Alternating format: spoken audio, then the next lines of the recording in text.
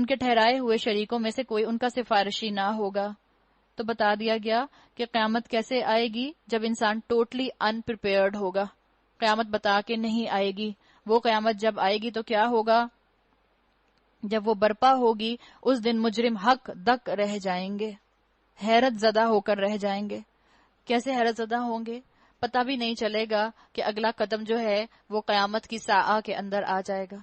ایک خوف طاری ہوگا انسان کے اوپر۔ تو انسان کو ایک اپنے اوپر خوف آلریڈی رکھنا چاہیے، کیا معلوم کب قیامت آ جائے، میں آج عمل کر لوں۔ ایک اسٹوڈنٹ کو آپ دیکھیں، آپ کو بھی اپنا بچپن یاد آئے گا جو آپ میں سے پڑھ چکے، اپنی سٹڈیز کمپلیٹ کر چکے۔ جب ڈیٹ شیٹ ملتی تھی اور ایگزامز ہونے والے ہوتے تھے تو ہم اپنی ڈیٹ شیٹ نکال کے دیکھا نہیں کرتے تھے کون سا ایگزام کس دن ہے، کون سا ایگزام کس دن ہے، کہیں بھول نہ جائیں، کہیں غلطی نہ ہو جائے کہ کہیں پیپر جو ہے وہ آگے پیچھے ہو جائیں۔ تو اس قیامت کے لیے بھی اگر آپ اور میں پریشان رہیں تو بہتر ہے، اس قیامت کے لیے بھی اگر آپ اور میں فکر کریں تو یہ فکر بہتر ہے کہ یہ نہ ہو کہ جس امتحان کے لیے مجھے اور آپ کو بھیجا گیا ہے ہم اس امتحان کی جگہ کسی اور ہی چیز کی تیاری میں لگے رہیں۔ تو قرآن کو سنیں، قرآن کو سمجھیں، قرآن پر عمل کریں تاکہ قیامت کی تیاری میں اور آپ اپنی اسی زندگی کے اندر قیامت آنے سے پہلے کر سکیں۔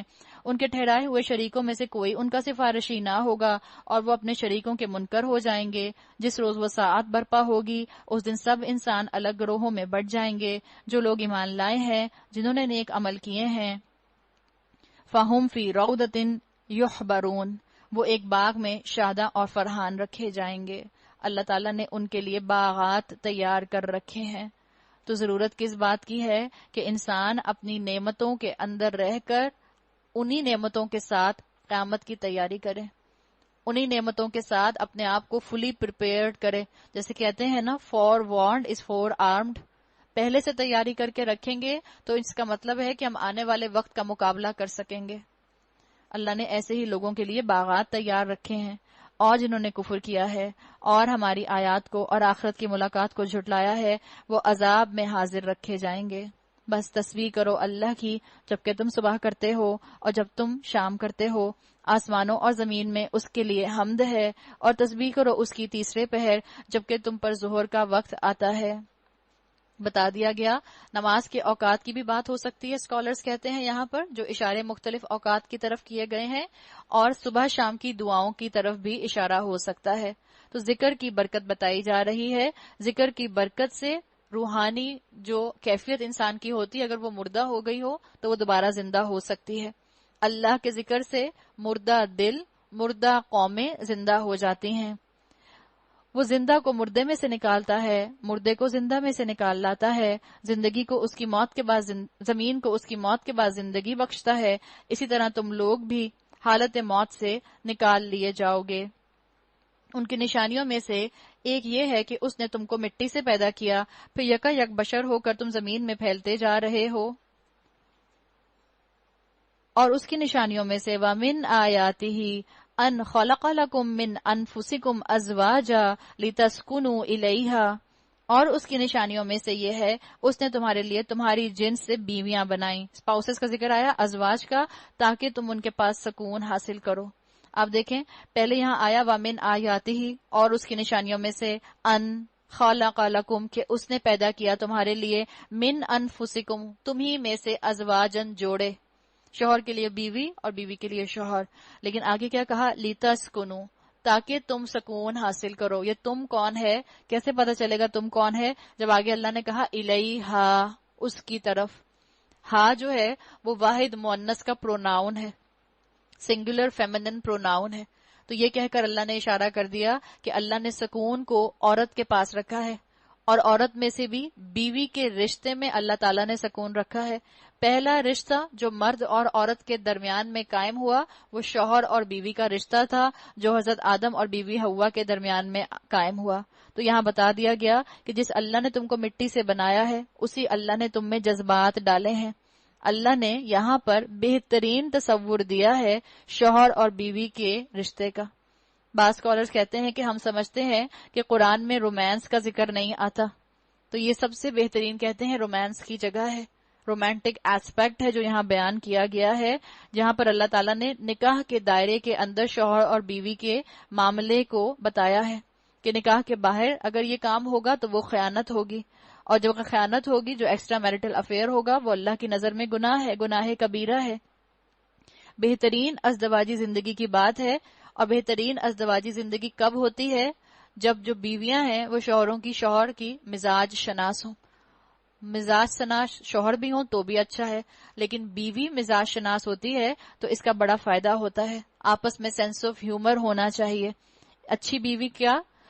جس کے ہاتھ میں اپنے شوہر کا تھرموسٹیٹ ہو، جس کو پتا ہو کہ اس وقت موڈ کیسا ہے، اس وقت مجھے کیسی بات کرنی ہے، جس کو اندازہ ہو کہ اس وقت غصے میں ہے تو اس وقت میں کم بولوں، جس کو اندازہ ہو کہ اس وقت اگر وہ فارغ بیٹھے ہیں اور بور ہو رہے ہیں تو اپنا موبائل فون تھوڑی دیر کے لیے بند کر کے سائڈ پہ رکھ دوں، کوشش کر کے سائلنٹ کر دوں۔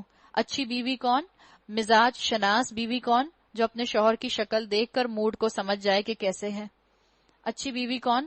جو اپنے شوہر کو آتے جاتے آئی لو یو بولے۔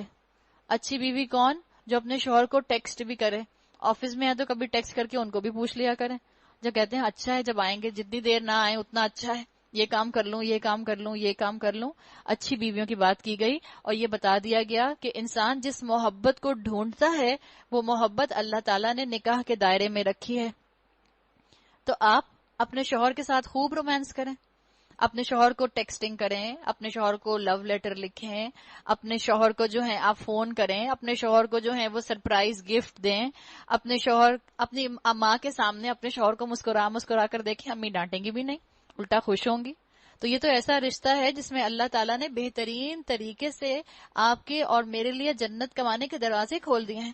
اللہ کے رسول صلی اللہ علیہ وسلم نے فرمایا، نیک عورت، نیک بیوی جو 5 وقت کی نماز پڑھے، رمضان کے روزے رکھے، اللہ کی فرما بردار ہو اور شوہر کی فرما بردار ہو، امانت دار ہو، جنت کے جس دروازے سے چاہے داخل ہو جائے۔ کتنی آسان زندگی آپ کی اور میری۔ تو شوہروں کی عزت کریں، کبھی بھی شوہروں کو، اپنے شوہر کو کسی دوسرے کے شوہر سے کمپیئر نہ کریں۔ کبھی بھی شوہر کے سامنے نہ کہیں، مثال کے طور پر آپ نے میری بہن کے شوہر کو دیکھا ہے، کتنا اچھا کماتے ہیں، کتنی اچھی طرح بات کرتے ہیں، کتنی اچھی طرح معاملہ فہمی کرتے ہیں، شوہر کی انا پر چوٹ لگے گی۔ یہ بات مان لیں اور اس بات کو ایڈمٹ کر لیں کہ اللہ تعالیٰ نے مردوں کے اندر انا رکھی ہے۔ اس انا کو بلا وجہ آپ اور میں ختم کرنے کی کوشش کریں گے تو فساد اور جھگڑا ہوگا۔ شوہر کی انا کو اونچا ہی رہنے دیں، اپنے شوہر کے سامنے کبھی بھی کسی دوسرے کے شوہر کی تعریف نہ کریں۔ لیکن ہم عورتوں کی مت ماری جاتی ہے کہ اپنے شوہروں کے سامنے اپنی فرینڈز کے شوہروں کی ضرور تعریفیں کرتے ہیں، اس کے شوہر اتنے اچھے، اس کو گفٹ لا کر دیتے ہیں، اس کے شوہر اتنے اچھے، اس کو ویکیشن میں وہاں لے کے جا رہے ہیں، اس کے شوہر اتنے اچھے، اس کو بغیر کہے عید کا گفٹ لا کر دے دیا۔ یہ باتیں نہ کریں اپنے شوہروں کے سامنے، اس سے بلا وجہ موڈ خراب ہوگا۔ ایک زمانے میں کہا کرتے تھے نا کہ شوہر جو ہیں وہ سر کا تاج ہیں، شوہر سر کا تاج ہیں، تو شوہر کو سر کا تاج کیسے بنایا جائے گا؟ جس کے سر پر تاج ہوتا ہے وہ کتنا کیئرفل ہوتا ہے، زیادہ ہلتا جلتا نہیں ہے، زیادہ جھکتا وکتا نہیں ہے اپنے سر کے تاج کو سنبھالنے کے لیے۔ تو شوہروں کے موڈ سمجھنے کے لیے بھی عقل مند بیویاں جو ہیں اس چیز کا خیال رکھتی ہیں۔ اللہ نے آپ کے پاس سکون رکھ دیا ہے تو ایک چیز کا یہ خیال رکھیں کہ ہم ان کے جذبات کا خیال رکھیں، ان کی انا کا خیال رکھیں۔ پھر اسکالرز یہ بھی کہتے ہیں کہ جو اچھی بیویاں ہوتی ہیں وہ اپنے سلیقے سے اپنے شوہروں کا دل جیت لیتی ہیں۔ سلیقہ بھی ایک طریقہ ہوتا ہے کہ شوہروں کا دل جیت لیا جائے۔ کبھی بھی قرآن کو، قرآن کی کلاس کو، کسی کورس کو، کسی قرآن کی محفل کو انسان اسکیپ روٹ نہ بنائے کہ گھر جو ہے وہ بیابان پڑا ہے، گھر کی کسی کو قدر نہیں، گھر میں جو ہے ادھم مچا ہوا ہے اور آپ اور میں اپنا بیگ سنبھالیں اور قرآن سنبھالیں اور نکل کر باہر آ جائیں۔ عورت اسکیپ روٹ نہیں کرتی، سلیقے کے ساتھ گھر کو بھی مینج کریں، سلیقے کے ساتھ جو ہے آپ اپنی قرآن کی کلاس بھی چلائیں، اللہ تعالیٰ دیکھیں کیسے آپ کے شوہر کے دل میں آپ کی محبت ڈال دیں گے۔ تو مزاج شناس بننے کے لیے بہت ضروری ہے کہ انسان اس آیت کے اوپر تفکر کرے، اللہ تعالیٰ اس کے انشاءاللہ دل کو کھول دے گا، اور اللہ تعالیٰ سب بچیوں کو توفیق دے کہ جب وہ شوہروں والی بنے اور جو شوہروں والی ہیں وہ بہترین طریقے سے اپنے شوہروں سے محبت کرنے والی ہوں۔ سافٹ سکلز اپنی بیٹیوں کو سکھائیں تاکہ ان کو گھر چلانے آئیں۔ آج ہمارے معاشرے میں ہم جس دور میں رہتے ہیں اس دور میں اوور ایکسپیکٹیشنز ہیں، شوہر کو بیوی سے اوور ایکسپیکٹیشنز ہیں، بیویوں کو شوہروں سے اوور ایکسپیکٹیشنز ہیں، اور ان اوور ایکسپیکٹیشنز کا ایک بہت بڑا روٹ کاز ہمارا میڈیا ہے۔ ہر وقت پلکیں جھپکاتی ہوئی خوبصورت سی جو ہے وہ گرل فرینڈ نظر آتی رہتی ہے، ہر وقت گرل فرینڈ کی تعریفیں کرتا ہوا شوہر نظر آتا رہتا ہے، یا ٹی وی میں اگر آپ کو ڈراموں کے اندر یا فلموں کے اندر شوہر دکھائے جاتے ہیں تو وہ بھی جو ہر وقت بیویوں کے ناز نخرے اٹھا رہے ہیں. ہر وقت ایسا نہیں ہوتا. ہم سب جانتے ہیں جو شادی شدہ ہیں پریکٹیکل لائف میں ایسا ممکن نہیں ہوتا. ہر وقت شوہر آپ کے پیچھے پیچھے نہیں پھر سکتا. ہر وقت شوہر آپ کے لیے گفٹ نہیں لا سکتا. ہر وقت شوہر جو ہے وہ آپ کو پیمپر نہیں کر سکتا. کبھی اس اللہ کے بندے کو غصہ بھی آ سکتا ہے، کبھی وہ باہر کی کسی ٹینشن میں بھی ہو سکتا ہے، کبھی آپ کا اور اس کا جھگڑا بھی ہو سکتا ہے. تو بی پریکٹیکل. زندگی کی چاشنی انہی چیزوں کے ساتھ ہے. اگر ہم نے اپنے کرائیٹیریا کو صرف اور صرف فیری ٹیلز کے ذریعے بنا لیا تو ہمارے ذہن میں صرف پرنس چارم ہی آئے گا، وہ جو کبھی بھی اپنی پرنسس کو نہیں ڈانٹتا، وہ جو ہر وقت اس کا جوتا لے کر اپنی پرنسس ڈھونڈتا رہتا ہے. ہمارے بچوں کے ذہنوں میں تو وہی کانسیپٹ آ گیا، پرنس اور پرنسس والا. اس طرح سے گھر نہیں بنتے. مزاج شناس بننا ہوگا، اور اس مزاج شناسی کی وجہ سے گھروں کے اندر سکون ڈیویلپ ہوتا ہے. اللہ نے کہہ دیا وَجَعَلَ بَيْنَكُمْ مَوَدَّةً وَرَحْمَةً. اللہ نے بیویوں کو بنایا تاکہ تم اس کے پاس سکون حاصل کرو، اور تمہارے درمیان محبت اور رحمت پیدا کر دی. یہ محبت اور رحمت پیدا کب ہوگی؟ جب بیوی مزاج شناس ہوگی. اور بیویوں کا مزاج شناس ہونا کس چیز سے ثابت ہوتا ہے؟ اگر آپ کو موقع ملے حضرت خدیجہ رضی اللہ عنہا کی سیرت پڑھیے، کتنی مزاج شناس تھی. حضرت خدیجہ رضی اللہ عنہا، آپ صلی اللہ علیہ وسلم ان سے اپنی ہر بات ڈسکس کیا کرتے تھے. جب وحی آئی پہلی تو پریشان ہو گئے. گھر آئے، اب یہ نہیں کہ خاموشی 10 دن تک خاموشی، 20 دن تک خاموشی، اور بیوی کو کچھ بتا ہی نہیں رہے، باقی باہر فرینڈز کو جا کے سب کچھ بتا رہے ہیں. نہیں، سب سے پہلے اپنی بیوی کو بتایا، اس لیے کہ ان کو پتا تھا کہ ان کی بیوی ان کو اچھا مشورہ دیں گی. حضرت خدیجہ کیا کیا کرتی تھی جب کفار اللہ کے رسول صلی اللہ علیہ وسلم کے اوپر مختلف ٹائٹلز لگایا کرتے تھے؟ جا کے کفار کا مقابلہ نہیں کیا کرتی تھیں، اپنے شوہر کو تسلی دے دیا کرتی تھیں. مزاج شناس تھی.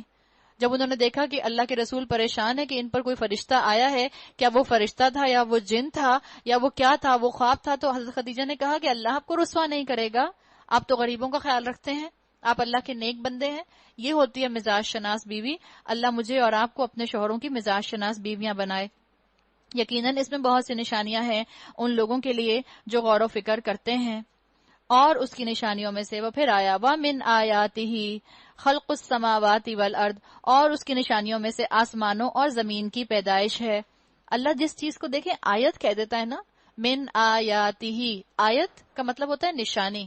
ہم نے پہلے بھی بات کی تھی، یہ آیت کیا ہے؟ 3 طرح کی آیات جن کے ذریعے انسان اپنے رب کو پہچان سکتا ہے. 3 طرح کی آیات جو آپ کو رب کے قریب کر سکتی ہیں، جن کی وجہ سے آپ کو اللہ یاد آتا ہے، جس کو دیکھ کر، جس کو اپریشیٹ کر کے آپ کو اللہ کی پہچان ہوتی ہے. اللہ نے کہا تمہیں آسمانوں اور زمینوں کو دیکھ کر میری پہچان ہوگی. جب آسمان کو دیکھو گے تمہیں میری یاد آئے گی. تم اپریشیٹ آسمان کو کر رہے ہوگے لیکن اصل میں تم اللہ کی قدرت کو اپریشیٹ کر رہے ہوگے. اور کیا کہا؟ وَاخْتِلَافُ أَلْسِنَتِكُمْ وَأَلْوَانِكُمْ، تمہارے رنگوں میں اور تمہاری زبانوں میں اللہ نے کہا نشانیاں ہیں. کیا نشانیاں ہیں؟ اللہ تعالیٰ نے کہا زبانوں کا مختلف ہونا، اللہ نے کہا تمہارے لیے ایک آیت ہے، ایک نشانی ہے. ڈفرنٹ کلچر کا ہونا، لوگوں کے اندر ڈائیورسٹی ہونا، یہ اللہ کی آیات ہیں. مطلب کیا ہے؟ ان کو دیکھ کے تمہیں اللہ یاد آ جائے. جب ہم مختلف لوگوں کو دیکھیں، کوئی بنگلہ بولتا ہے، کوئی انگلش بولتا ہے، کوئی فرینچ بولتا ہے، کوئی ڈچ بولتا ہے، کوئی پنجابی بولتا ہے، کوئی سندھی بولتا ہے، کوئی بلوچی بولتا ہے، تو ایک دوسرے کی زبانوں کا مذاق مت اڑانا. وَمِنْ آیَاتِهِ، یہ اللہ کی نشانیوں میں سے ہے. کیا چیز اللہ کی نشانیوں میں سے ہے؟ وَاخْتِلَافُ أَلْسِنَتِكُمْ، تمہاری زبانوں کا مختلف ہونا. جو علم، جو اسماء اللہ تعالیٰ نے آدم علیہ السلام کو سکھا دیے تھے، انہی علوم کا، انہی اسماء کا ایکسفولیشن ہو رہا ہے کہ اب مختلف لوگ مختلف زبانیں بولتے ہیں. یہ مختلف لوگوں کا مختلف ایکسنٹ میں بولنا، اس کا مذاق مت اڑانا. وَمِنْ آیَاتِهِ، یہ اللہ کی نشانیوں میں سے ہے. وَأَلْوَانِكُمْ، اور تمہارا مختلف رنگوں کا ہونا. ریسزم جو ہے وہ مسلمان کے اندر نہیں ہوتا. مسلمان ریسسٹ نہیں ہوتا. مسلمان کسی کو کالا اور کسی کو گورا نہیں کہتا. کہہ دیا گیا وَمِنْ آیَاتِهِ، کسی کا رنگ کیسا، کسی کا قد کیسا، کسی کی ناک کیسی، اس کے لیے تمہیں ریسسٹ نہیں بننا، بلکہ یہ وَمِنْ آیَاتِهِ، یہ اللہ کی نشانیوں میں سے ہے. ان کو دیکھ کے تمہیں کون یاد آئے؟ اللہ یاد آئے. مختلف زبانوں کے کلچرز کو، مختلف زبانوں کے ایکسنٹ کو سنو تو تمہیں کون یاد آئے؟ اللہ یاد آئے. ومن آیاتی جس چیز کے ساتھ آ جاتا ہے اس چیز کو دیکھ کر آپ کو اللہ یاد آنا چاہیے. تو یہاں بتا دیا گیا کہ زبانوں اور رنگوں کا اختلاف تو یہ اصل میں اللہ کی ایک یاد ہے. یقیناً اس میں بہت سی نشانیاں ہیں دانش مند لوگوں کے لیے. اور اس کی نشانیوں میں سے وَمِنْ آیَاتِهِ مَنَامُكُمْ بِاللَّيْلِ وَالنَّهَارِ وَابْتِغَاؤُكُمْ مِنْ فَضْلِهِ إِنَّ فِي ذَلِكَ لَآيَاتٍ لِقَوْمٍ يَسْمَعُونَ. اور اس کی نشانیوں میں سے تمہارا رات اور دن کو سونا اور تمہارا اس کے فضل کو تلاش کرنا ہے. یقیناً اس میں بہت سی نشانیاں ہیں ان لوگوں کے لیے جو غور سے سنتے ہیں. تو جو سنتے ہیں وہ اپنے عمل کو بدل سکتے ہیں. جنہوں نے سن لیا کہ وہ اپنے آپ کو کس مقام پر رکھیں گے بیوی ہوتے ہوئے، وہ اپنے عمل کو بدلیں گی. جنہوں نے سمجھ لیا وہ شوہر کو شوہر کا مقام دیں گی، اپنے آپ کو اپنے مقام پر رکھیں گی، ایکویلٹی کا نعرہ نہیں لگائیں گی. آپ کے اور میرے لیے سبق وَمِنْ آیَاتِهِ يُرِيكُمُ الْبَرْقَ خَوْفًا وَطَمَعًا وَيُنَزِّلُ مِنَ السَّمَاءِ مَاءً. اور اس کی نشانیوں میں سے یہ ہے کہ وہ تمہیں بجلی کی چمک دکھاتا ہے، خوف کے ساتھ بھی طمع کے ساتھ بھی. آسمان سے پانی برساتا ہے، پھر اس کے ذریعے سے زمین کو اس کی موت کے بعد زندگی بخشتا ہے. ذَلِكَ لَآيَاتٍ لِقَوْمٍ يَعْقِلُونَ. یقیناً اس میں بہت سی نشانیاں ہیں ان لوگوں کے لیے جو عقل سے کام لیتے ہیں. جو سنتا ہے وہ اپنے مقام کو پہچانتا ہے. جو اپنے مقام کو پہچانتا ہے وہ رب کے سٹیٹس کو جان جاتا ہے، اور جو رب کے سٹیٹس کو جان جاتا ہے وہ بندگی کے سٹیٹس پر آ جاتا ہے، بندگی کی کیفیت پر آ جاتا ہے. اور اس کی نشانیوں میں سے یہ ہے کہ آسمان اور زمین اس کے حکم سے قائم ہیں. پھر جو ہی کہ اس نے تمہیں زمین سے پکارا، بس ایک ہی پکار میں اچانک تم نکل آؤ گے. آسمانوں اور زمین میں جو بھی ہیں اس کے بندے ہیں. کل اللہ قانتون، سب کے سب اسی کے تابع فرمان ہیں. وہی جو تخلیق کی ابتدا کرتا ہے پھر وہی اس کا اعادہ کرے گا. یہ اس کے لیے آسان تر ہے. آسمانوں اور زمین میں اس کی صفت سب سے برتر ہے اور وہ زبردست اور حکیم ہے. ضرب لکم، اب مثال دی جا رہی ہے، شرک کی مثال دی جا رہی ہے کہ شرک کتنی نامعقول غیر حقیقی حقیقت ہے، غیر حقیقی چیز ہے. ضرب لکم مثلا من انفسکم، وہ تمہیں خود تمہاری اپنی ہی ذاتوں سے ایک مثال دیتا ہے. کیا تمہارے ان غلاموں میں سے جو تمہاری ملکیت میں ہیں کچھ غلام ایسے بھی ہیں جو ہمارے دیے ہوئے مال و دولت میں تمہارے ساتھ برابر کے شریک ہوں، اور تم ان سے اس طرح ڈرتے ہو جس طرح آپس میں اپنے ہمسروں سے ڈرتے ہو؟ اس طرح ہم آیات کھول کر پیش کرتے ہیں ان لوگوں کے لیے جو عقل سے کام لیتے ہیں، مگر یہ ظالم بے سمجھے بوجھے اپنی تخیلات کے پیچھے چل پڑے ہیں. اب کون اس شخص کو راستہ دکھا سکتا ہے جسے اللہ نے بھٹکا دیا ہو؟ وما لهم من ناصرین، ایسے لوگوں کا تو کوئی مددگار نہیں ہو سکتا. فاقم وجهك للدین حنیفا فطرۃ اللہ التي فطر الناس علیہا لا تبدیل لخلق اللہ ذلک الدین القیم. پس اے نبی صلی اللہ علیہ وسلم اور نبی کے فالوورز، یکسو ہو کر اپنا رخ اس دین کی سمت میں جما دو، قائم ہو جاؤ اس فطرت پر جس پر اللہ نے انسانوں کو پیدا کیا ہے. اللہ کی بنائی ہوئی ساخت بدلی نہیں جا سکتی. لا تبدیل لخلق اللہ، اسلام ہی دین فطرت ہے. جس نے فطرت بنائی ہے اسی نے شریعت دی ہے، ٹیلر میڈ شریعت ہے. تو شریعت کو قائم کرو، اس کے احکامات کو سمجھنے کی کوشش کرو. کھلے دل کے ساتھ سمجھو گے تو تمہاری فطرت کو اس کے احکامات سمجھ آئیں گے. تمہاری فطرت اور شریعت سنکرنائزڈ ہے. اللہ نے قانون بتا دیا. لا تبدیل لخلق اللہ، لا تبدیل لخلق اللہ سے ایک مراد تو یہ ہے کہ اللہ نے جو انسان کی فطرت بنائی ہے وہ بدل نہیں سکتی. ہم نے بات کی تھی کل بھی بدیہات فطرت پر. فطرت سچ کو جان جاتی ہے، فطرت جھوٹ کو پہچان جاتی ہے، فطرت ایمان اور نفاق کے اندر فرق کر سکتی ہے، فطرت جو ہے وہ گناہ اور ثواب کے اندر فرق کر لیتی ہے، فطرت جو ہے وہ بے حیائی اور حیا کو سمجھ جاتی ہے. اسی طرح سے لا تبدیل لخلق اللہ، جو چیز اللہ نے آپ کی بنا دی اس کے اندر تبدیلی نہیں ہو سکتی. یعنی انسان اپنے جسم پر کوئی ایسی پرماننٹ تبدیلی نہیں کر سکتا جس کی وجہ سے اس کی تخلیق بدل جائے. مثال کے طور پر کوئی جو ہے وہ ٹیٹو بنا لے جسم کے اوپر، پرماننٹ ٹیٹو نہیں بنایا جا سکتا.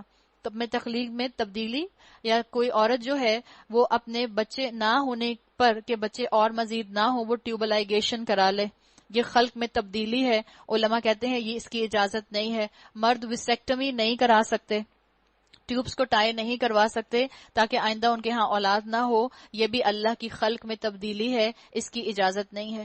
ہر وہ طریقہ کار جو ریورسبل نہیں ہے، سمجھ لیں اس کی اسلام میں اجازت نہیں ہے.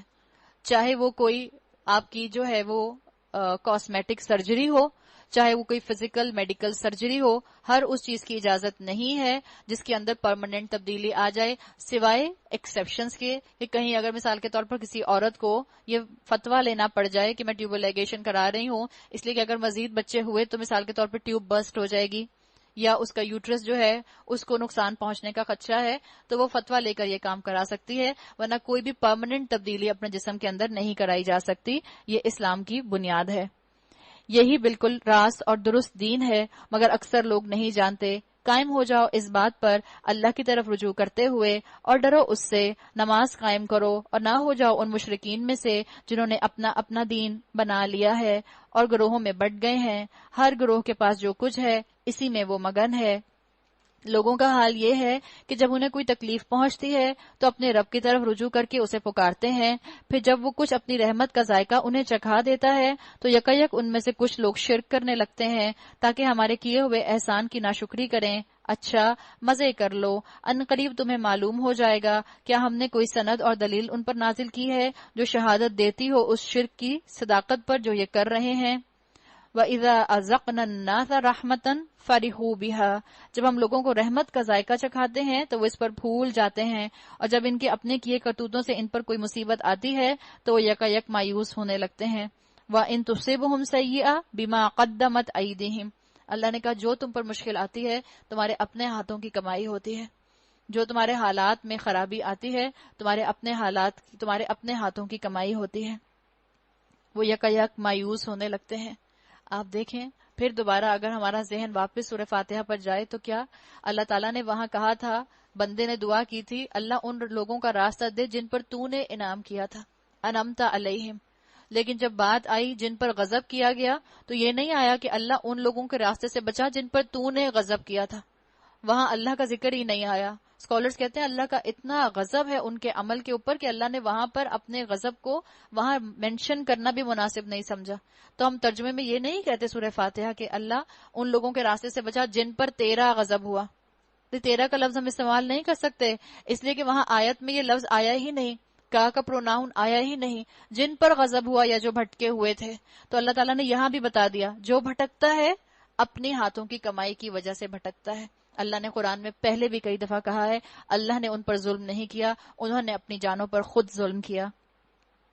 کیا یہ لوگ دیکھتے نہیں ہیں اللہ ہی رزق کشادہ کرتا ہے، جس کا چاہتا ہے تنگ کرتا ہے، جس کا چاہتا ہے اللہ تعالیٰ جو ہے آسانی کرتا ہے، جس کو چاہتا ہے اس کا ہاتھ تنگ کر دیتا ہے۔ یقیناً اس میں بہت سی نشانیاں ہیں ان لوگوں کے لیے جو ایمان لاتے ہیں۔ کیا نشانیاں ہیں؟ کہ ان کے ایمان کا لیول جو ہے وہ بڑھ جاتا ہے، ان کے ایمان کا لیول اونچا ہو جاتا ہے۔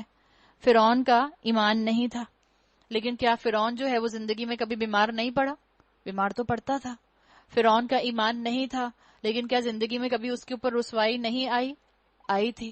اگر ایمان ہوتا تو ہر آزمائش اس کے ایمان کو بڑھا دیتی، لیکن کیونکہ فطرت کے اندر اس نے تبدیلی کی تھی، اپنے آپ کو گھمنڈ کا شکار کیا تھا، تو ہر آزمائش اس کے ایمان کے لیول کو نہیں بڑھاتی تھی۔ ایمان اور تقدیر، ان دو چیزوں کے درمیان میں انسان کبھی کنفیوز نہ ہو۔ اللہ تعالیٰ نے یہاں یہ بات مینشن کر دی، رزق اللہ کے ہاتھ میں ہے، اس کا تعلق جو ہے وہ تمہارے اعمال سے نہیں ہے۔ ایمان الگ ہے، تقدیر الگ ہے۔ فآت ذی القربى حقه والمسکین وابن السبیل ذلک خیر للذین یریدون وجہ اللہ واولئک هم المفلحون۔ پس اے مومن رشتہ دار کو اس کا حق دے اور مسکین اور مسافر کو اس کا حق، یہ بہتر طریقہ ہے ان لوگوں کے لیے جو اللہ کی خوشنودی چاہتے ہوں، وہی فلاح پانے والے ہیں۔ وما آتیتم من ربا، جو سود تم دیتے ہو تاکہ لوگوں کے اموال میں شامل ہو کر وہ بڑھ جائے، اللہ کے نزدیک وہ نہیں بڑھتا، اور جو زکوٰۃ تم اللہ کی خوشنودی حاصل کرنے کے ارادے سے دیتے ہو، اسی کے دینے والے در حقیقت اپنا مال بڑھاتے ہیں۔ خیرات، یہاں پر جو اشارہ کیا گیا ربن یہاں پر مراد تحفہ ہے، ربا نہیں ہے مراد۔ یہ ربن جو ہے اس سے مراد ہے تحفہ۔ تحفے کے بارے میں اسلام کا مزاج کیا ہے کہ خیرات کی طرح تحفے ایکسپیکٹ نہیں کیے جاتے، مانگے نہیں جاتے۔ انسان کی جو حیثیت ہو انسان اس حیثیت سے تحفہ دے، انسان سامنے والے کی حیثیت دیکھ کر تحفہ نہ دے، انسان اپنی حیثیت کے مطابق تحفہ دے۔ اصل چیز تحفے کے دیے جانے کے پیچھے افیکشن اور محبت ہے، وہ پرائز ٹیگ نہیں ہے جس پرائز ٹیگ کی وجہ سے وہ تحفہ دیا جائے۔ اصل چیز وہ جذبات ہیں جس سے تحفہ دیا جاتا ہے. تو تحفے کے پیچھے خلوص اہم ہوتا ہے. تحفے دیے جانے اسلام کے اندر تحفے کا لین دین پسندیدہ ہے، اور آپس میں ضرور تحفے ایکسچینج کریں. تحفے کے لیے ایک چیز اور بھی خیال رکھیں. مثال کے طور پر آپ نے مجھے ایک تحفہ دیا، اب کیا میں اس تحفے کو آگے کسی کو دے سکتی ہوں؟ جی ہاں، اسلام کا مزاج یہی ہے. آپ نے مجھے تحفہ دے دیا، ہو سکتا ہے میں اسے آگے کسی کو دے دوں. صحابہ کے بارے میں آتا ہے بعض مرتبہ ایک تحفہ کسی صحابی نے دیا ایک صحابی کو، اس کے بعد وہ تحفہ ان صحابی نے کسی اور کو دیا، ان صحابی نے کسی اور کو دیا، ان صحابی نے کسی اور کو دیا، اور واپس یہ انہی کے پاس پہنچ گیا جنہوں نے فرسٹ ٹائم دیا تھا. تو انہوں نے ناراضگی کا اظہار نہیں کیا اس کے اوپر کہ لو میرے تحفے کی قدر بھی نہیں کی، میرے تحفے کو استعمال بھی نہیں کیا. نہیں، آپ نے جو تحفہ دے دیا، لینے والے نے اس کی قدر آپ کے جذبات سے لے لی، آپ کی محبت کا اس کو اندازہ ہو گیا. تو تحفے کو سود بنا کر نہیں دیا جاتا. تحفہ قرض کی شکل میں نہیں ہوتا. نہ تحفے کو ایکسپیکٹ کیا جاتا ہے. بچے برتھ ڈیز کیوں کرتے ہیں؟ زیادہ لوگوں کو بلائیں، زیادہ فرینڈز کو بلائیں. کیوں؟ مزہ آئے گا یا تحفے ملیں گے؟ تحفے ملیں گے. تحفہ ایکسپیکٹ نہیں کیا جاتا. بعض گھرانوں میں، اب تو شاید نہیں ہوتا، ایک دور میں ایسا ہوتا تھا کہ جب شادی بیاہ کے موقع ہوتے تھے اور وہ جو لوگ تحفہ دیا کرتے تھے، وہ تحفہ بھی کیا ہے؟ ہمارے گردنوں کا ایک طوق ہے جس کو ہم سلامی کے نام پر دیتے ہیں. اسلام میں اس کا کوئی کانسیپٹ نہیں ہے. آج بھی آپ اپنے آپ کو اس طوق سے آزاد کر سکتے ہیں. کوئی فرض نہیں ہے کہ آپ جب جائیں گی تو ضرور دلہا یا دلہن کو سلامی دیں گی.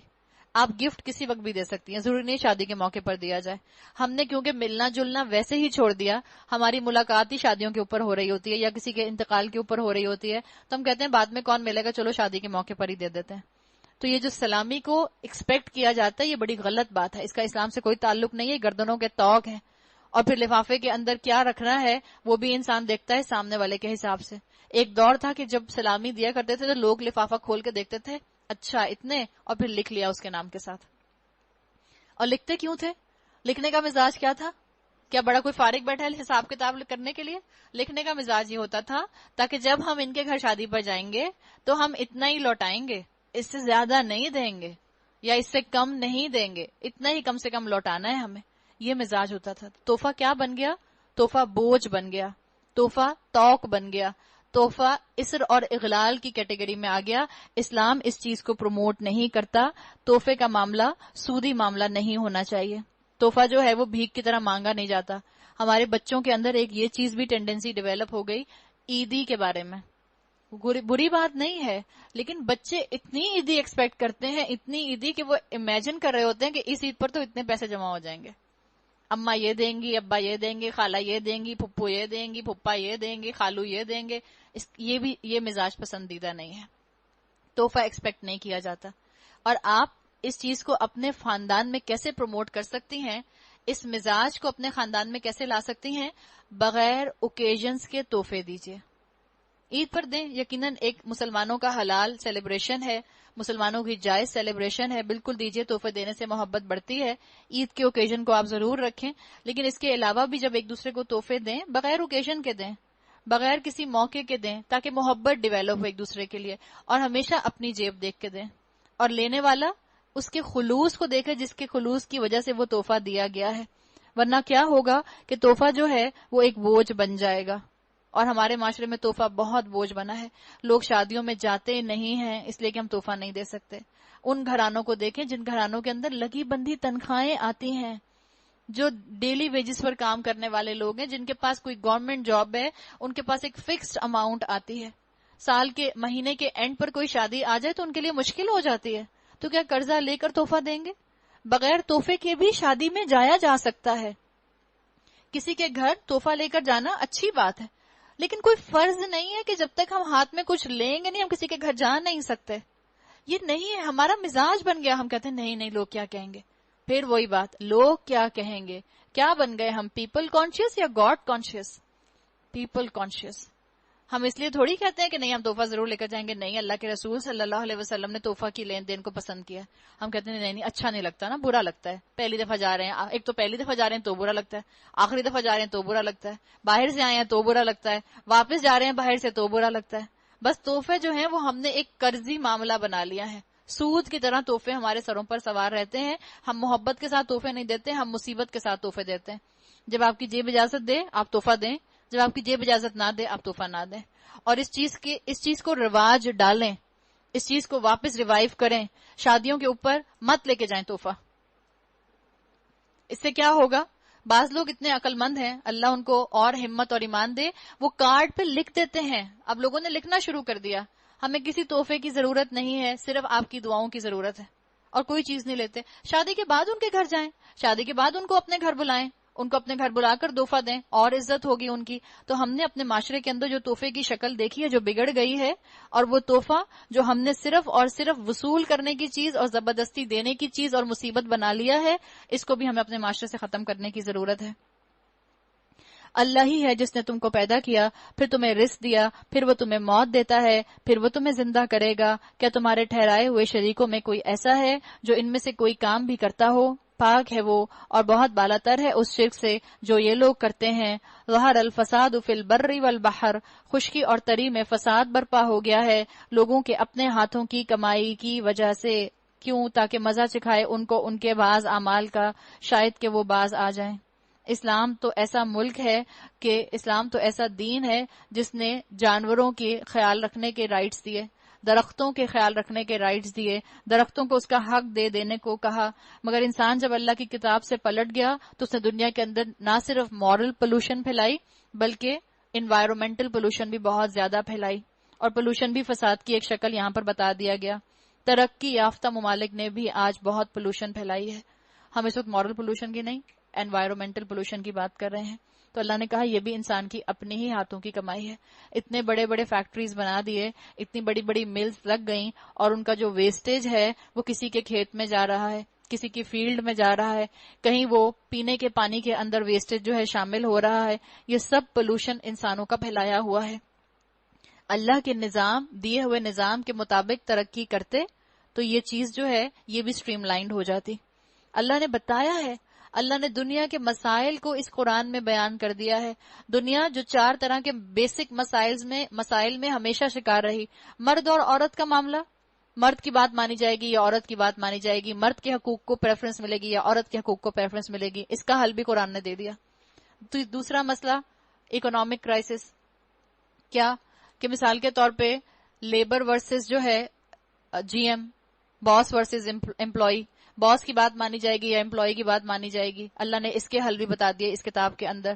پھر اللہ تعالیٰ نے گورنمنٹ ورسز نیشن, اس کی بات بھی بتا دی. حکومت کی بات مانی جائے گی یا عوام کی بات مانی جائے گی, اللہ نے بیلنس دے دیا ہے. اس کتاب کو قائم تو کرو. اور چوتھا بڑا مسئلہ باڈی ورسز سول, جسم بمقابلہ روح, ان دونوں میں سے کس کا بیلنس رکھا جائے گا, اللہ نے یہ بھی دے دیا ہے. تو اللہ نے تو, شریعت نے تو ہر مسئلے کا حل دے دیا ہے. اگر میں اور آپ شریعت کو نافذ نہ کریں, شریعت کو ٹریڈ اور فائنانس اور مارکیٹنگ اور بزنس کے اندر نہ لے کر آئیں, تو یہی انوائرمنٹل پولوشن اور مورل پولوشن ہمیں اپنے گرد نظر آئے گا جو آج نظر آتا ہے. بس اے نبی, ان سے کہو زمین میں چل پھر کر دیکھو پہلے گزرے ہوئے لوگوں کا کیا انجام ہو چکا ہے, ان میں سے اکثر مشرک ہی تھے. اے نبی, اپنا رخ مضبوطی کے ساتھ جما دو اس دین راست کی سمت میں, قبل اس کے کہ وہ دن آئے جس کے ٹل جانے کی کوئی صورت اللہ کی طرف سے نہیں ہے. اس دن لوگ پھٹ کر ایک دوسرے سے الگ ہو جائیں گے. جس نے کفر کیا ہے اس کے کفر کا وبال اسی پر ہے, اور جن لوگوں نے نیک عمل کیا ہے وہ اپنے ہی لیے فلاح کا راستہ صاف کر رہے ہیں. تاکہ اے نبی اپنا رخ مضبوطی کے ساتھ جما دو اس دین راست کی سمت میں, قبل اس کے کہ وہ دن آئے جس کے ٹل جانے کی کوئی صورت اللہ کی طرف سے نہیں ہے. اس دن لوگ پھٹ کر ایک دوسرے سے الگ ہو جائیں گے. جس نے کفر کیا ہے اس کے کفر کا وبال اسی پر ہے, اور جن لوگوں نے نیک عمل کیا ہے وہ اپنے ہی لیے فلاح کا راستہ صاف کر رہے ہیں. تاکہ اللہ ایمان لانے والوں اور عمل صالح کرنے والوں کو اپنے فضل سے جزا دے. یقیناً وہ کافروں کو پسند نہیں کرتا. انہ لا یحب الکافرین, جو فساد کریں, جو اللہ کی بات نہ مانیں, جو عمل صالح نہ کریں, اللہ نے ان کو کہہ دیا کافر. اس کی نشانیوں میں سے یہ ہے کہ وہ ہوائیں بھیجتا ہے بشارت دینے کے لیے اور تمہیں اپنی رحمت سے بہرہ مند کرنے کے لیے, اور اس غرض سے کہ تم کشتیاں اس غرض سے کہ کشتیاں اس کے حکم سے چلیں اور تم اس کا فضل تلاش کرو اور اس کے شکر گزار بنو. ہم نے تم سے پہلے رسولوں کو ان کی قوم کی طرف بھیجا اور وہ ان کے پاس روشن نشانیاں لے کر آئے. پھر جنہوں نے جرم کیا ان سے ہم نے انتقام لیا. وَكَانَ حَقًّا عَلَيْنَا نَصْرُ الْمُؤْمِنِينَ، اور ہم پر حق تھا کہ ہم مومنوں کی مدد کریں. اللہ ہی ہے اللہ الذی یرسل الریاح فتثیر سحابا فیبسطہ فی السماء، وہی ہے جو ہواؤں کو بھیجتا ہے اور وہ بادل اٹھاتی ہیں، پھر وہ ان بادلوں کو آسمان میں پھیلاتا ہے جس طرح چاہتا ہے اور انہیں ٹکڑیوں میں تقسیم کرتا ہے. پھر تم دیکھتے ہو کہ بارش کے قطرے بادل میں سے ٹپکے چلے آتے ہیں. یہ بارش جب وہ اپنے بندوں میں سے جس پر چاہتا ہے برساتا ہے تو وہ یکایک خوش و خرم ہو جاتے ہیں، حالانکہ اس کے نزول سے پہلے وہ مایوس ہو رہے تھے. کائنات مستقل اللہ کی اطاعت میں مصروف ہے.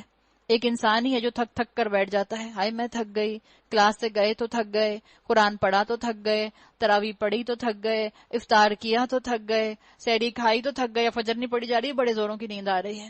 بات بات پر انسان تھک جاتا ہے. انسان کے اندر کاہلی ہے کہ نہ انسان اپنے جیسے انسانوں کا حق ادا کرتا ہے نہ اللہ کا حق ادا کرتا ہے. تو جب اس نے یہ حقوق نہیں ادا کیے تو اللہ نے کہہ دیا کہ اس کا حال کیا ہوتا ہے. کائنات کی طرف تو دیکھو، کیسے ہوائیں جو ہیں بادلوں کو اڑاتے لے کر آتی ہیں، پھر بادل اکٹھے ہوتے ہیں، کیسے اللہ تعالیٰ جس علاقے پر چاہتا ہے بارش برسا دیتا ہے. اللہ نے کہا یکایک وہ خوش و خرم ہو جاتے ہیں. ایسے لگتا ہے ہمارے لیے یہ آیت نازل ہوئی ہے. اللہ ہمارے شہر کے اوپر بھی اپنی رحمت کی بارش نازل فرمائے. دیکھو اللہ کی رحمت کے اثرات کہ مردہ پڑی ہوئی زمین کو وہ کس طرح جلا اٹھاتا ہے. ان ذالک لمحیی الموتى، یقیناً وہ مردوں کو زندگی بخشنے والا ہے اور وہ ہر چیز پر قادر ہے. اگر اللہ تعالیٰ مردہ زمین کے اوپر بارش برسا کے وہاں سے پودے نکال سکتا ہے تو اللہ سوئے ہوئے مردوں کو، ڈیکمپوز ہوئے ہوئے مردوں کو اپنے ایک حکم سے قیامت کے دن کیوں نہیں کھڑا کر سکتا؟ روز محشر ایک آواز آئے گی، سور پھونکا جائے گا اور جتنے بھی دنیا کے انسان ہیں وہ سب ایسے ہانکے پکارے اللہ کی طرف دوڑیں گے جیسے روایات میں آتا ہے کہ جیسے کسی ٹارگٹ کی طرف دوڑے جا رہے ہوں گے. اور اگر ہم ایسی ہوا بھیج دیں جس کے اثر سے وہ اپنی کھیتی کو زرد پائیں تو وہ کفر کرتے رہ جاتے ہیں. اے نبی صلی اللہ علیہ وسلم، لا تسمع الموتى ولا تسمع الصم الدعاء، تم مردوں کو نہیں سنا سکتے اور نہ ان بہروں کو اپنی پکار سنا سکتے ہو جو پیٹ پھیرے چلے جا رہے ہوں، اور نہ تم اندھوں کو ان کی گمراہی سے نکال کر راہ راست دکھا سکتے ہو. اللہ نہ کرے کہ ہم اس کیٹیگری میں شامل ہوں. اللہ کرے کہ ہم اپنی آنکھوں کو بھی اس کلام کے لیے استعمال کریں، اپنے کانوں کو بھی اس پکار کے لیے استعمال کریں. تم تو صرف انہی کو سنا سکتے ہو جو ہماری آیات پر ایمان لاتے ہیں اور سر تسلیم خم کر دیتے ہیں. اللہ ہی تو ہے جس نے ضعف کی حالت سے تمہاری پیدائش کی ابتدا کی، پھر اس ضعف کے بعد تمہیں قوت بخشی، پھر اس قوت کے بعد تمہیں ضعیف اور بوڑھا کر دیا. وہ جو کچھ چاہتا ہے پیدا کرتا ہے. اللہ تعالیٰ نے اس آیت میں سٹیجز آف لائف بتا دیے، زندگی کی حقیقت بتا دی اور پورا سائیکل بتا کے رکھ دیا. جتنی تیزی سے آپ نے اور میں نے یہ آیات پڑھی، اللہ نے تمہاری خلق کی ابتدا کی، اللہ نے تم کو جوانی دی، جوانی کے بعد اللہ نے تمہیں توانائیاں دی، توانائیوں کے بعد اللہ نے تم پر بڑھاپا کیا، بڑھاپے کے بعد تمہیں موت آئی اور تم ڈیکمپوز ہو گئے اور تمہیں دوبارہ اٹھایا جائے گا. جتنی جلدی میں ہم نے یہ پڑھی اتنی ہی جلدی میں زندگی گزر جاتی ہے. کل کی بات لگتی ہے. ہم میں سے جو مثال کے طور پر 30-35 سال کی خواتین ہیں، ہم ذرا سوچیں اپنے کل کو پیچھے مڑ کے. کل کی بات لگتی ہے اپنی کالج لائف، کل کی بات لگتی ہے. لگتا ہے ہم تو ابھی بھی اتنے چھوٹے چھوٹے سے ہیں. جب ہم خود کالج میں، جب ہم خود سکولز میں پڑھا کرتے تھے، 15 سال کے، 16 سال کے، اور ہمیں کوئی 25 سال کی، 26 سال کی، 30 سال کی خاتون اساتذہ ہم کہہ رہے تھے کتنی بڑی بڑی آنٹیاں ہیں. اور اب جب خود 30 سال کے ہو گئے ہیں تو لگتا ہے یہ تو کوئی عمر ہی نہیں ہے. جتنی تیزی سے آپ اس آیت کو پڑھیں اتنی تیزی سے ہی لگتا ہے میری اور آپ کی زندگی گزر رہی ہے. اللہ تعالیٰ جو ہے آہستہ آہستہ عروج دیتا ہے تمام صلاحیتوں کو، اور پھر اللہ اسی طرح سے گریجولی ان صلاحیتوں کا جو ہے سارا طاقت اور زوم لے لیتا ہے. بہت کم ٹائم ملتا ہے انسان کو اپنی جوانی کا، تو اس جوانی کو عقل مندی کے ساتھ استعمال کرنے کا تقاضا کیا ہے کہ اس کو اللہ کی فرما برداری میں لگا دیا جائے. اور جوانی کی عبادت اللہ کو، اللہ کے رسول صلی اللہ علیہ وسلم کو بہت پسندیدہ ہے، تو اسے انویسٹ کریں. وہ سب کچھ جاننے والا، ہر چیز پر قدرت رکھنے والا ہے، اور جب وہ ساعت برپا ہوگی تو مجرم قسمیں کھا کھا کر کہیں گے ہم ایک گھڑی بھر سے زیادہ نہیں ٹھہرے ہیں. اسی طرح وہ دنیا کی زندگی میں دھوکہ کھایا کرتے تھے، مگر جو علم اور ایمان سے بہرہ بند کیے گئے تھے وہ کہیں گے اللہ کے نوشتے میں تو تم روز حشر تک پڑے رہے ہو، سو یہ وہی روز حشر ہے، لیکن تم جانتے نہیں ہو، تم نے امپورٹنس نہیں دی، تم نے اسلام پر عمل کرنا بینیتھ ڈگنیٹی سمجھا، قرآن کا پڑھنا پڑھانا تمہیں فارغ لوگوں کا کام لگا. تم نے کہا کہ میں دنیا کی معلومات اکٹھی کر لوں، لیکن دین کی معلومات اکٹھی نہیں کی. تمہیں لگا کہ religion is opium for the masses, تکبر کا تمہارے یہ حال تھا. تو اللہ نے کیا کہا؟ پس وہ دن ہوگا جس میں ظالموں کو ان کی معذرت کوئی نفع نہ دے گی اور نہ ان سے معافی مانگنے کے لیے کہا جائے گا. وَلَقَدْ دَرَّبْنَا لِلنَّاسِ فِي هَذَا الْقُرْآنِ مِنْ كُلِّ مَثَلٍ، ہم نے اس قرآن میں لوگوں کو طرح طرح سے سمجھایا ہے. تم خواہ کوئی نشانی لے آؤ، جن لوگوں نے ماننے سے انکار کر دیا ہے وہ یہی کہیں گے کہ تم باطل ہو. اس طرح ٹھپا لگا دیتا ہے اللہ ان لوگوں کے دلوں پر جو بے علم ہیں. تو جو نہیں جانتے ہیں وہ ایکسکیوزز نہ دیں، آگے بڑھ کر عمل کرنے والوں میں شامل ہو جائیں. فَاصْبِرْ إِنَّ وَعْدَ اللَّهِ حَقٌّ وَلَا يَسْتَخِفَنَّكَ الَّذِينَ لَا يُوقِنُونَ. بس اے نبی صلی اللہ علیہ وسلم صبر کیجئے، یقیناً اللہ کا وعدہ سچا ہے اور ہرگز ہلکا نہ پائیں تم کو وہ لوگ جو یقین نہیں لاتے. بتا دیا گیا اپنا اخلاق سنوارنے کی کوشش کریں، صبر کا دامن ہاتھ سے نہ چھوڑیں. مومن کا ایمان امپریسو ہوتا ہے.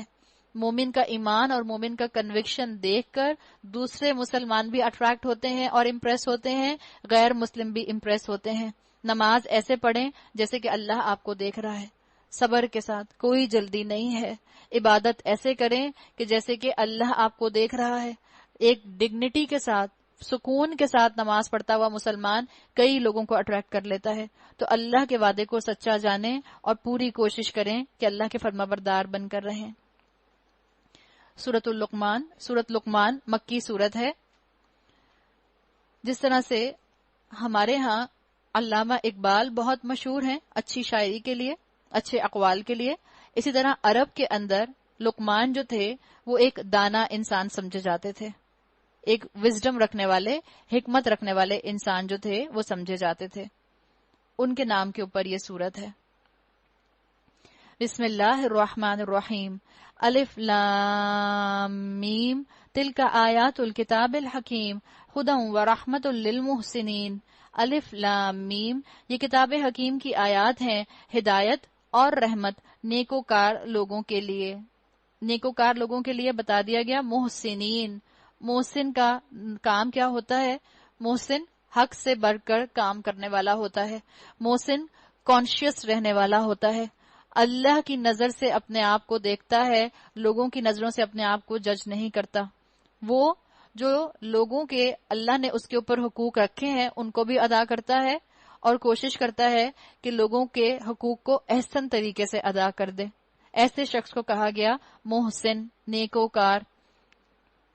ہدایت اور رحمت نیکوکار لوگوں کے لیے، یہی لوگ اپنے رب کی طرف سے راہ راست پر ہیں اور یہی فلاح پانے والے ہیں. بتا دیا گیا مومن کیا ہوتا ہے کہ مومن جو نماز قائم کرتے ہیں، جو زکوٰۃ دیتے ہیں، آخرت پر یقین رکھتے ہیں، یہی لوگ اپنے رب کی طرف سے راہ راست پر ہیں اور فلاح پانے والے ہیں. مومن کی زندگی کا ٹائم ٹیبل دے دیا کہ مومن جو ہے اپنی زندگی میں کیا کرتا ہے، پوری زندگی اللہ کی اطاعت میں لگاتا ہے. اور انسانوں ہی میں سے کوئی ایسا بھی ہے جو کلام دل فریب خرید کر لاتا ہے. کیا یہاں پر الفاظ آئے؟ یہاں پر الفاظ آئے ہیں وَمِنَ النَّاسِ مَن يَشْتَرِي لَهْوَ الْحَدِيثِ. لَهْوَ الْحَدِيث کلام دل فریب. لاو الحدیث ہر وہ چیز جو آپ کو اللہ کی اطاعت سے دور کر دے. اور لاو الحدیث کے اندر بہت سے اسکالرز کے مطابق جو ہے لغو چیزیں آتی ہیں، اور لغو چیزوں میں وہ میوزک کو اس لاو الحدیث کے اندر لے کر آتے ہیں. ہر جھوٹی چیز جو آپ کو اللہ سے غافل کر دے گی وہ لاو الحدیث ہے. اللہ سے انسان آہستہ آہستہ اس لاو الحدیث کی وجہ سے دور ہوتا جاتا ہے. تو لاہو اور لغو وہ چیزیں جو اللہ سے غافل کریں، جو گناہ کو حسین بنا کر دکھائیں، جو نیکیوں کو مشکل اور بور بنا دیں، اور جو اللہ کا باغی ہوتا ہے وہ اس کے اندر انوالو ہوتا ہے. جو شیطان کا دوست ہوتا ہے وہ اس کے اندر انوالو ہوتا ہے. اس کے اندر لاو الحدیث میں جھوٹے افسانے آ جاتے ہیں، ناولز آ جاتے ہیں، میوزک آ جاتا ہے، جھوٹ آ جاتا ہے، یا فلم اور ڈرامے سب آ جاتے ہیں. سب وہ قصے جو آپ کو اللہ سے دور کر دیں. اور زیادہ تر لاہو الحدیث کے اندر ان چیزوں کی طرف انسان کی اٹریکشن بڑھائی جاتی ہے جو چیزیں نکاح کے دائرے کے باہر ہوتی ہیں. تو بتا دیا گیا کہ ان سے دور رہو، اور جو کام انسانوں میں سے یہ کرتا ہے تاکہ لوگوں کو اللہ کے راستے سے علم کے بغیر بھٹکا دے اور اس راستے کی دعوت کو مذاق اڑا دے، ایسے لوگوں کے لیے سخت ذلیل کرنے والا عذاب ہے. یعنی وہ دنیا میں بھی نقصان اٹھائے گا اور آخرت میں بھی اپنے لیے نقصان اٹھائے گا. غنا جو ہے، رسول اللہ صلی اللہ علیہ وسلم، غنا کہتے ہیں موسیقی کو. اللہ کے رسول صلی اللہ علیہ وسلم نے فرمایا غنا انسان کو زنا تک لے جاتا ہے. غنا جو ہے، موسیقی جو ہے، آپ میوزک سننے کے بعد نماز پڑھنے کھڑے ہوں، آپ کا نماز میں دل نہیں لگے گا. آپ میوزک سننے کے بعد قرآن پڑھنا شروع کریں، آپ کا دل نہیں لگے گا. تو بتا دیا گیا کہ یہاں پر وہ لوگ جو اس کام میں انوالو ہوتے ہیں ان کو اپنا انجام بھی یاد رکھنا چاہیے.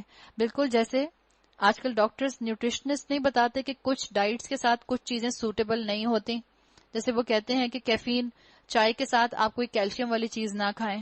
اگر آپ نے چائے پی ہے تو اس کے آگے پیچھے 1-1.5 گھنٹے تک آپ کوئی دودھ یا دودھ سے بنی ہوئی کوئی بھی کیلشیم پروڈکٹ نہ استعمال کریں، ورنہ کیا ہوگا کہ آپ کی بونز کے اندر اس کا کیلشیم جو ہے وہ ایبزارب نہیں ہو سکے گا. اسی طرح سے جیسے سائنس آج ہمیں یہ بتا رہی ہے، قرآن کا مزاج بھی یہی ہے.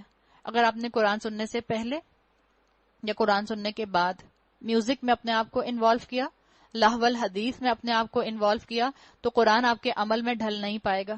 قرآن آپ کو عمل کی طرف آگے لانے میں مددگار ثابت نہیں ہوگا. پھر آپ کو اللہ کے وعدے جو ہیں وہ پختہ نہیں لگیں گے. اور یاد رکھیں، میوزک سے کسی کی زندگی نہیں سدھری. آج سائنٹسٹ یہ بتا رہے ہیں کہ جو بہت لاؤڈ میوزک سنتے ہیں، ایک سرٹن ڈیسیبل سے زیادہ ہائی ڈیسیبل سنتے ہیں، ان کے کانوں کے اندر ٹیٹنس کی بیماری ہو جاتی ہے. ایک کنٹینیوس رنگنگ ساؤنڈ ان کو آتی رہتی ہے، ایک کنٹینیوس وائبریشن ان کو محسوس ہوتی رہتی ہے. اور اللہ تعالیٰ نے آج سائنس کے ذریعے بہت سی حقیقتیں کھول دیں. کبھی آپ کو موقع ملے تو سائنس کی حقیقت میوزک کے بارے میں پڑھنے کے لیے آپ گوگل کریں، آپ کو بہت سے سائنٹیفک فیکٹس ملیں گے. انسان کی صحت پر بھی کوئی اس کا اچھا اثر نہیں ہوتا. کبھی آپ قرآن پڑھیں اور آپ کا مزاج قرآن سننے والا اور قرآن پڑھنے والا اور قرآن پر عمل کرنے والا بن جائے.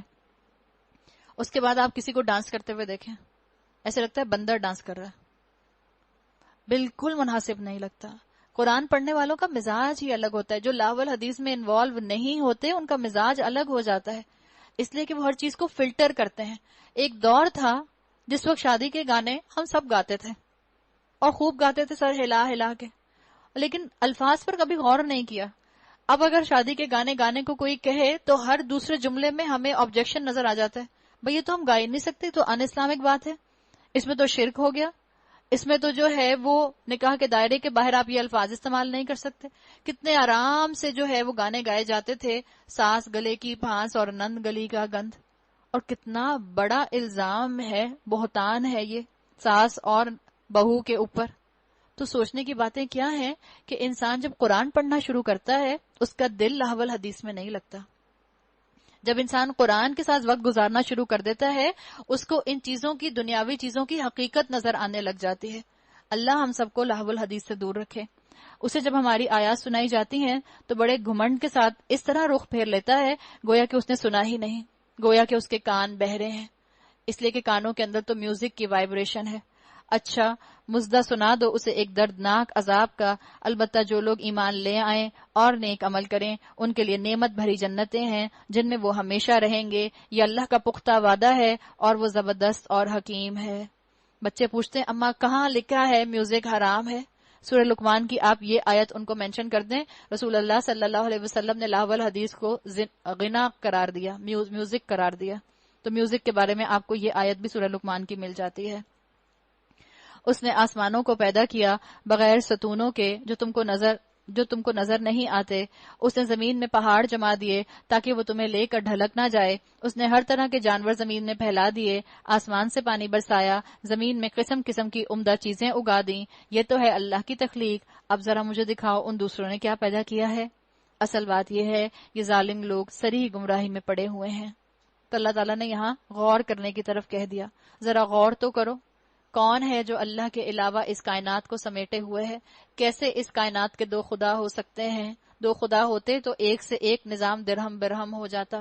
کوئی کہتا میں سورج مشرق سے نکالوں گا، کوئی کہتا میں مشرق سے نہیں مغرب سے نکالوں گا. لیکن اس کائنات کے اندر سنکرنائزیشن یہ بات بتا رہی ہے کہ اس کائنات کو سنبھالنے والا، اس کا کریٹر، اس کا آنر ایک ہی ہے۔ وَلَقَدْ آتَيْنَا لُقْمَانَ الْحِكْمَةَ أَنِ اشْكُرْ لِلَّهِ، ہم نے لقمان کو حکمت عطا کی۔ حکمت کا ذکر آ گیا۔ حکمت بہت بڑی دولت ہے۔ حکمت جو ہے یہ انسان کو دنیا کی ڈگری سے نہیں ملتی۔ حکمت انسان کے اندر اللہ کے دین کا علم حاصل کرنے سے آتی ہے۔ حکمت کو یوں سمجھ لیں، ایسی عقل ہے جو انسان کو درست وقت میں درست فیصلہ کرنے میں مدد دیتی ہے۔ اور جب عقل سلیم، مشکل لفظ ہے لیکن آپ کو سمجھ آ جائے گا، جب عقل سلیم جب فطرت سلیم کی روشنی میں سفر کرتی ہے، عقل سلیم جو عقل روح کے تابع ہے، فطرت سلیم جس کے اوپر دنیا کی غفلت کے پردے نہیں ہیں، تو جب آپ کی عقل آپ کی فطرت کی روشنی میں سفر کرتی ہے تو انسان کو حکمت ملتی ہے، اور یہ حکمت قرآن کے ساتھ، احادیث کے ساتھ جڑے رہنے سے انسان کو ملتی ہے۔ انسان اپنی عقل کو جب اللہ کی بنائی ہوئی تخلیق کے تابع کر دیتا ہے تو وہی کی طرف جو عقل لپکتی ہے اس کو حکمت کہا جاتا ہے۔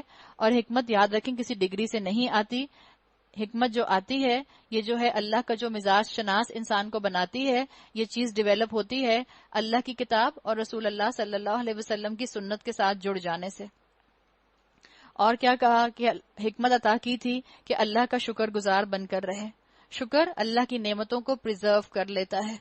اللہ کی نعمت آپ کے لیے نعمت بن جاتی ہے، لعنت یا زحمت نہیں بنتی۔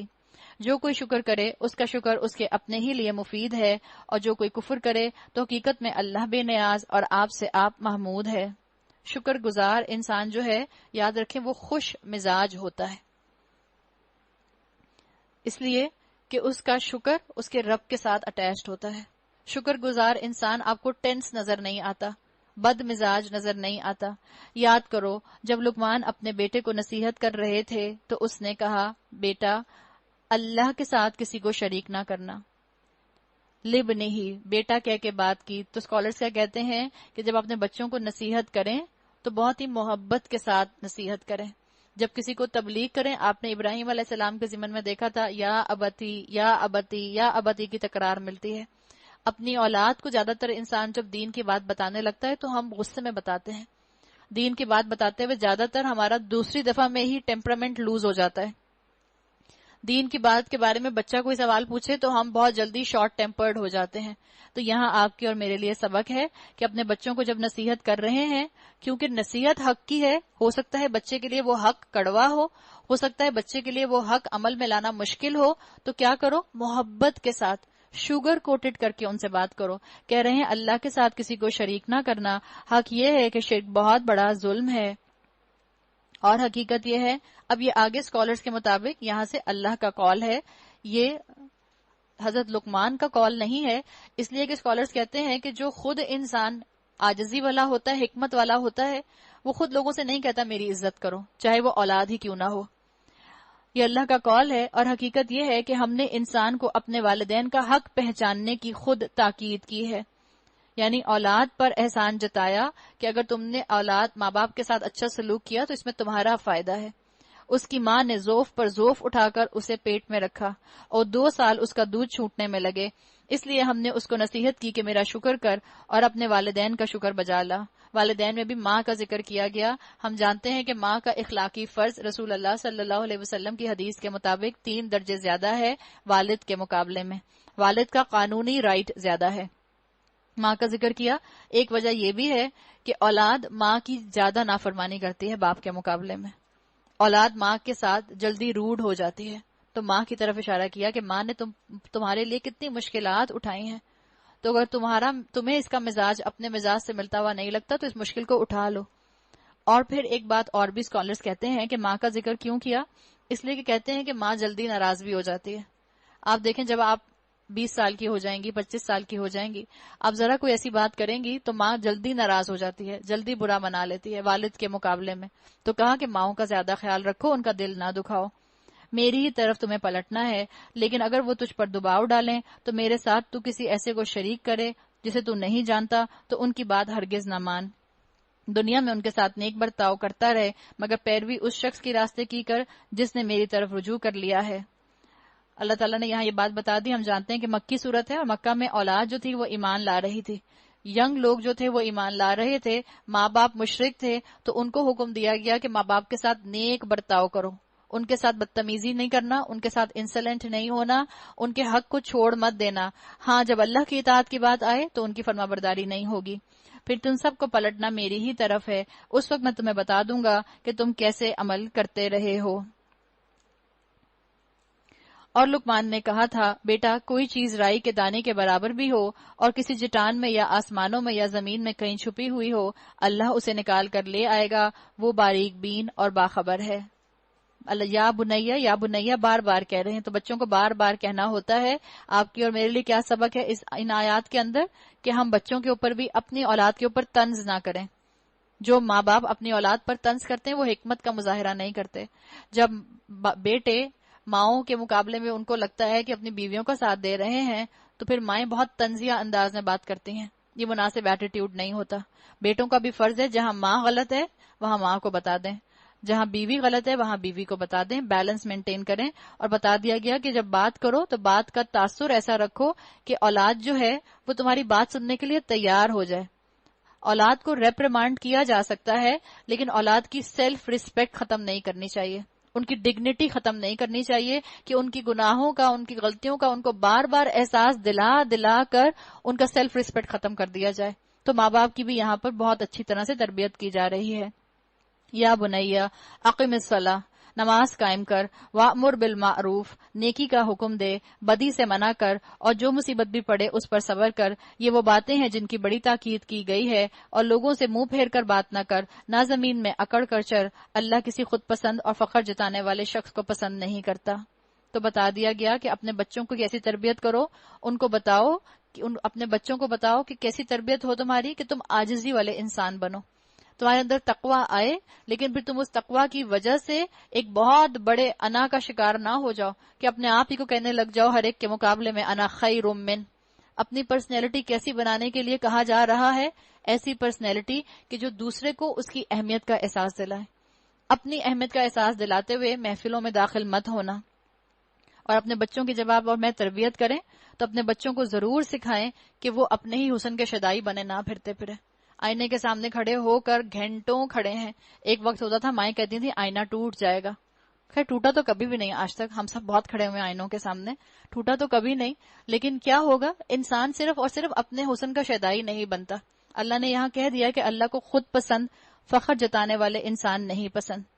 تو نہ انسان بہت زیادہ لوگوں کی زبانوں سے اپنی تعریف سننا پسند کرے, نہ انسان یہ چاہے کہ لوگوں کی نظروں میں اس کے لیے بہت زیادہ تعریف ہو.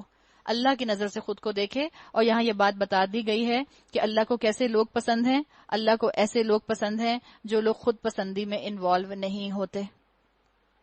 سب اچھے ہیں, اللہ نے سب کو بنایا ہے, اور اس چیز کی طرف کہا گیا کہ تم صبر کرنے والے بنو اور اپنی زندگی میں یہ صفات لے آؤ. وَلَا تُسَعِّرْ خَدَّكَ لِلنَّاسِ وَلَا تَمْشِ فِي الْأَرْضِ مَرَحًا, اپنی چال میں اعتدال اختیار کرو, اپنی آواز ذرا پست رکھو. چال میں اعتدال کا مطلب کیا ہے؟ اب یہ نہیں ہے کہ اماں کہہ رہی ہیں بھاگ کر آؤ اور آپ آہستہ آہستہ آہستہ آہستہ ہے. وہ میں نے سورہ لقمان میں پڑھا تھا, اپنی چال میں اعتدال رکھو, یہ مطلب نہیں ہے. چال میں اعتدال کا مطلب علماء کے مطابق باڈی لینگویج ہے. آپ کے چلنے میں اکڑ نہ ہو, آپ کے چلنے میں رعونت نہ ہو, آپ کے چلنے میں یہ نہ ہو کہ کسی کو دیکھ کر آپ اس کو بہت حقیر اور اپنے آپ کو بہت اعلیٰ سمجھ رہے ہیں. اپنی آواز کو پست رکھو, اپنی آواز کا استعمال ایسی جگہ پر کرو جہاں پر آواز کی ضرورت ہو. اللہ نے کیا کہا, سب آوازوں سے زیادہ بری آواز گدھوں کی آواز ہوتی ہے. تو بتا دیے گئے اسلامک پرنسپل یہاں پر کہ چیخ چیخ کر بات نہ کریں, نہ مائیں چیخ کر بات کریں, نہ باپ چیخ کر بات کریں. اس طرح سے اولاد بھی چیخ چیخ کر بات نہیں کرے گی. اور چیخ چیخ کر بات کرنا جب بحث ہو اور اپنے آپ کو صحیح بتانے کے لیے انسان جو ہے کوشش کرے, تبھی انسان کی آواز بلند ہوتی ہے. اور جب انسان بحث جیتنا چاہتا ہے تو صرف اور صرف ایک جانور کی طرح اپنی آواز کو بلند کر رہا ہوتا ہے. بحث جیتنے کی کوشش نہ کرو, لوگوں کو جیتنے کی کوشش کرو. اس لیے کہا گیا کہ اپنی آواز کو پست رکھو. بہترین کریکٹر بلڈنگ جو اولاد کی جائے وہ ان آیات کے ذریعے کی جاتی ہے کہ انسان کو سیلف سینٹرڈ نہیں بننا. انسان صرف اور صرف 3 ہستیوں کو گرویدہ نہ ہو, آئی, می اینڈ مائی سیلف. ان تین ہستیوں کا صرف گرویدہ نہ بنے، بلکہ انسان جو ہے وہ کیا ہو، لوگوں کے لیے سینسٹیو ہو، لوگوں کا خیال رکھنے والا ہو، لوگوں کے لیے کنسرنڈ ہو۔ کیا تم دیکھتے نہیں اللہ نے زمین اور آسمانوں کی ساری چیزیں تمہارے لیے مسخر کر رکھی ہیں اور اپنی کھلی اور چھپی نعمتیں تم پر تمام کر دی ہیں۔ اس پر حال یہ ہے کہ انسانوں میں سے کچھ لوگ ہیں جو اللہ کے بارے میں جھگڑتے ہیں بغیر اس کے کہ ان کے پاس کوئی علم ہو یا ہدایت یا کوئی روشنی دکھانے والی کتاب، اور جب ان سے کہا جاتا ہے کہ پیروی کرو اس چیز کی جو اللہ نے نازل کی ہے تو کہتے ہیں ہم اس چیز کی پیروی کریں گے جس پر ہم نے اپنے باپ دادا کو پایا تھا۔ ٹرائبل مینٹلٹی، سوشل نارمز کے خلاف جانا پڑتا ہے تو انسان نہیں جاتا بلکہ اپنا رخ موڑ لیتا ہے۔ کیا یہ انہی کی پیروی کریں گے خواہ شیطان ان کو بھڑکتی ہوئی آگے کی طرف کیوں نہ بلاتا ہو؟ وَمَن يُسْلِمْ وَجْهَهُ إِلَى اللَّهِ وَهُوَ مُحْسِنٌ فَقَدِ اسْتَمْسَكَ بِالْعُرْوَةِ الْوُثْقَىٰ، جو شخص اپنے آپ کو اللہ کے حوالے کر دے اور عملاً وہ نیک ہو یعنی محسن ہو۔ محسن انسان قرآن پڑھے بغیر نہیں بن سکتا، رسول اللہ کی حدیث کی اہمیت جانے بغیر نہیں بن سکتا۔ اس نے فی الواقع ایک بھروسے کے قابل سہارا تھام لیا اور سارے معاملات کا آخری فیصلہ اللہ ہی کے ہاتھ میں ہے۔ بتا دیا گیا دین کے شعار پر عمل کرو۔ دین کے شعار پر یقیناً عمل کرنا انسان کے لیے بہرحال آسان ہوتا ہے، لیکن محسن بننے کے لیے اس کو معاشرے کے نارمز کو چیلنج کرنا پڑتا ہے۔ جو کفر کرتا ہے اس کا کفر تمہیں غم میں مبتلا نہ کرے، انہیں پلٹ کر آنا تو ہماری ہی طرف ہے، پھر ہم انہیں بتا دیں گے وہ کیا کچھ کر کے آئے ہیں۔ یقیناً اللہ سینوں کے چھپے ہوئے راز تک جانتا ہے۔ ان اللہ علیم بذات الصدور۔ ہم تھوڑی مدت انہیں دنیا میں مزے کرنے کا موقع دے رہے ہیں، پھر ان کو بے بس کر کے ایک سخت عذاب کی طرف کھینچ لے جائیں گے۔ اگر تم ان سے پوچھو کہ زمین اور آسمانوں کو کس نے پیدا کیا ہے تو یہ ضرور کہیں گے اللہ نے۔ لَيَقُولُنَّ اللَّهُ قُلِ الْحَمْدُ لِلَّهِ، کہو الحمدللہ، مگر ان میں سے اکثر لوگ جانتے نہیں ہیں۔ آسمانوں اور زمین میں جو کچھ ہے اللہ کا ہے، تو جب سب کچھ آسمانوں اور زمین کے درمیان اللہ کا ہے تو یہ جو زمین آسمانوں کے بعد آتی ہے اس زمین پر بھی اللہ کا نظام نافذ کرو۔ لوگوں کی رضا کی فکر کیوں کرتے ہو؟ اس کی اطاعت کرو، بے شک اللہ بے نیاز اور آپ سے آپ محمود ہے۔ زمین میں جتنے درخت ہیں اگر وہ سب کے سب قلم بن جائیں اور سمندر دوات بن جائیں جسے 7 مزید سمندر روشنائی مہیا کریں تب بھی اللہ کی باتیں لکھنے سے ختم نہ ہوں گی۔ بے شک اللہ زبردست اور حکیم ہے۔ اور حقیقت ہے علماء کہتے ہیں کہ اس مثال کے اندر اتنی بلیغ مثال ہے، اس میں ذرا بھی مبالغہ نہیں ہے۔ اس مثال کے ذریعے اللہ کی شان جو ہے، اللہ کی شان رحیمی، اللہ کی شان خلاقی وہ سامنے آ رہی ہے کہ اگر سارے درخت قلم بن جائیں اور یہ سمندر اور اس کے جیسے اور 7 سمندر انک بن جائیں تو بھی اللہ کی باتیں ختم نہ ہوں۔ بلکہ کسی نے کہا تو یہاں پر بھی یہ تو ایک انڈر ایسٹیمیٹڈ اشارہ کیا گیا ہے، اس لیے کہ انسان کی صرف جینز کے اوپر اتنی انفارمیشن ہوتی ہے کہ اس کی وجہ سے لائبریریز کی لائبریریز بن سکتی ہیں۔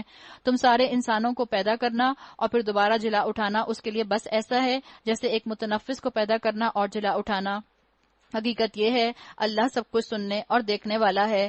کیا تم دیکھتے نہیں ہو کہ اللہ رات کو دن میں پروتا ہوا لے آتا ہے اور دن کو رات میں؟ اس نے سورج اور چاند کو مسخر کر رکھا ہے، سب ایک وقت مقرر تک چلے جا رہے ہیں۔ کیا تم جانتے نہیں ہو جو کچھ بھی تم کرتے ہو اللہ اس سے باخبر ہے؟ یہ سب کچھ اس وجہ سے ہے کہ اللہ ہی حق ہے۔ بتا دیا گیا اصل حق اللہ ہے۔ ذَلِكَ بِأَنَّ اللَّهَ هُوَ الْحَقُّ وَأَنَّ مَا يَدْعُونَ مِن دُونِهِ الْبَاطِلُ وَأَنَّ اللَّهَ هُوَ الْعَلِيُّ الْكَبِيرُ۔ اور اسے چھوڑ کر جن دوسری چیزوں کو یہ لوگ پکارتے ہیں وہ سب باطل ہیں، اس وجہ سے اللہ ہی بزرگ و برتر ہے۔ بارک اللہ لی ولکم فی القرآن الحکیم ونفعنی وإیاکم بآیات و ذکر الحکیم۔ سبحانک اللہم و بحمدک۔